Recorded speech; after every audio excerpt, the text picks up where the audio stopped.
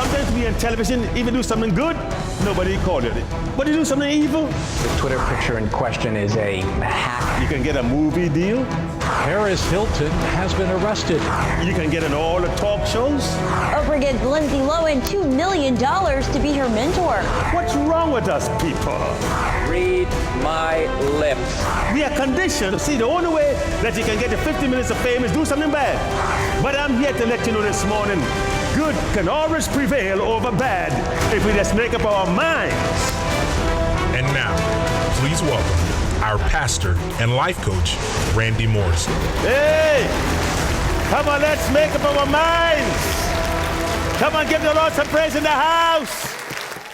Could you agree we are paying a heavy price today? You send the kids to school and you got to pray all day long that they come home safe.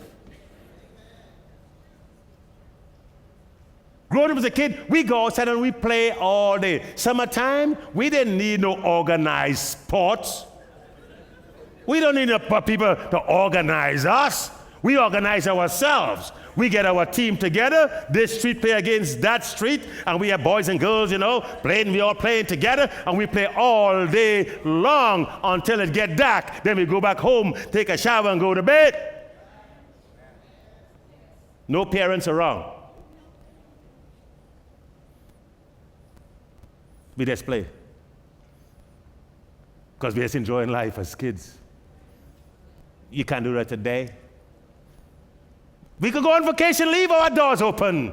Tell a neighbor, hey, we'll be gone for a week or two. We'll be back. Feed our chickens for us. Oh, come on. See, you guys know a good life, man. See what I'm saying? All that junk you guys eating are killing you right now. No, we are this fed, good corn, fed chicken. Glory be to God. Get nice and fat. Hey. Christmas time dinner. Okay. So that's some healthy. And then they just watch our house. Somebody comes to our neighborhood looking a little strange. Everybody knows. We didn't have cell phones. We didn't have texts. You have all that stuff. You don't know what's going on in your own neighborhood. Because nobody talk to each other. Everybody, can't do you. Somebody moving bad in the neighborhood. See, sometimes we're doing really good and then something happened in the neighborhood. Somebody steals something. The first person we check out is the new neighbors. We didn't have a problem before they moved in. People watch out for each other because we cared about each other. Why? Because somehow we value each other. We value the things of God. But when we don't value God's law, what happened? We pay a heavy price for it. We pay a heavy price in the process. Our thoughts and imagination, I believe, influence our behavior. This reflects in our view of life. Our thoughts and imagination. Let's look at that. And let's continue to discuss today the 7 behaviors that plague humanity. Now, let's go back and look at the fourth one, which is a mind that thinks, not think, thinks up wicked plans. A mind, look at this, a mind that thinks up. That's a lot of work. To think up wicked plans. You think of people who are drug dealers. They are good businessmen that's in the wrong business. That's right. They got to think up. Some of the things that people are so wicked that they think of people bringing drugs back in the country and swallow the package. And the package explode in them. Dead, Wayne.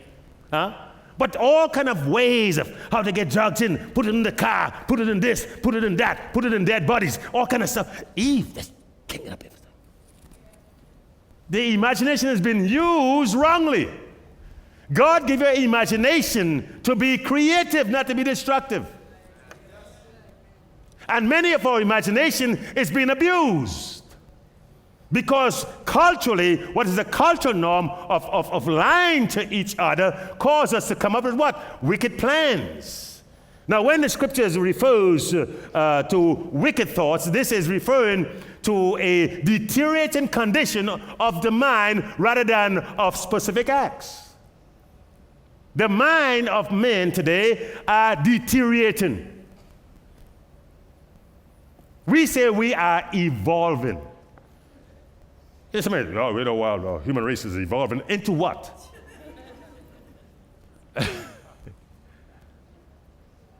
You know, I'm a news watching, watch debates and stuff, and I have a blast laughing. Because they never come to the conclusion of resolving anything. Or if somebody invites you on a talk show, then they never let you talk. Yeah. I cannot go on a talk show. How am I having a slap in the guy or something? Because they wouldn't get a chance to, give you a side and say, okay, sorry, you got to go to break right now. Forget the break. We talking here, baby. Let's get to the bottom of the issue. But they always want to have the last word so they win, see. No. Let's do it off camera. And you have no director pointing and speaking things in your ear. Let me see how much you know now. But that's the society we live in. They just want to condition you to think a certain way. And we end up in these places in our lives. What happened? That we never check our thoughts. So God is more concerned about what's deteriorating your mind. What is the condition of your mind? You see, our thoughts are the nerve center of our affection and emotional decisions.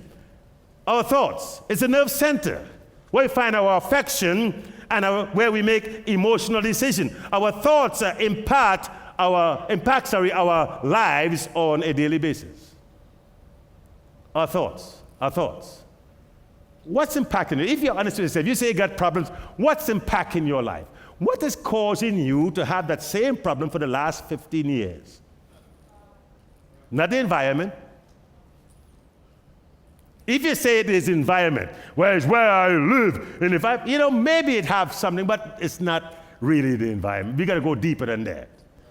It may have a part to play, but I guarantee if you got problems right now, living here in the state of Minnesota, and then you move to California, in less than a month, you will have the same problem. Well, it's the people around me. Everywhere you go,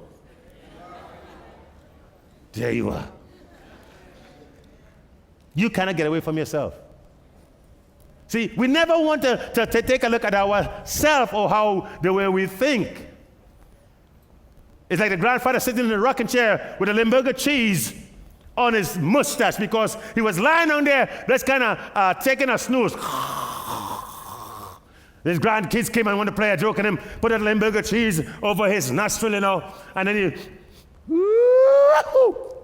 it stinks in here. He thought he did something. Yeah. So he get up and try to sneak out of the room. Went into the kitchen. Oh my God, it's stinking here too. Say I gotta get outside and get myself some fresh air. Open the door, and he just go. Said, my God, even the whole world stinks. Don't realize is that cheese right on his mustache. Wherever you go, there you are. Amen. To get rid of the stink, you got to get rid of what you think. That's good. You got to get rid of the stinking thinking. Amen. Albert Einstein once says, the problem we face today cannot be solved on the same level of thinking we were at when we created them. The problems we face today, the problems of recession, the problem of $16 trillion in debt cannot be solved on the same level of thinking we were at when we created them. How are you going to solve that? We keep on spending. Keep on borrowing. To take care of the problem that was created.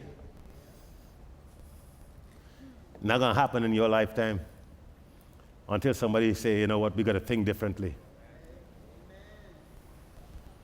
We got to slice some things. Cut. Oh, can't do that. Well, what you're cutting is a problem. I'm for peace and not war. See, how you expected to change it? On the same level it was created, it cannot change that way.